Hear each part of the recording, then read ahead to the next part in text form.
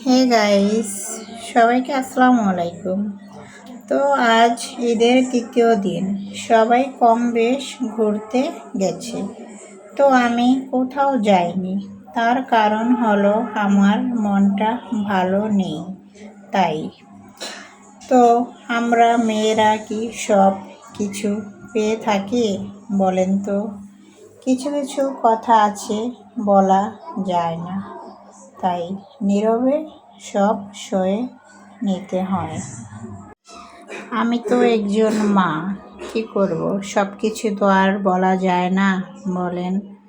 তো ভাবছি কাল ছেলে মেয়েকে নিয়ে একটু বের হব। আমার যাই হোক না কেন, ছেলে মেয়ের আনন্দ তো বটে বলে কথা, তাই ওদেরকে নিয়ে বের হব। সবাই ভালো থাকবেন। আসসালামু আলাইকুম।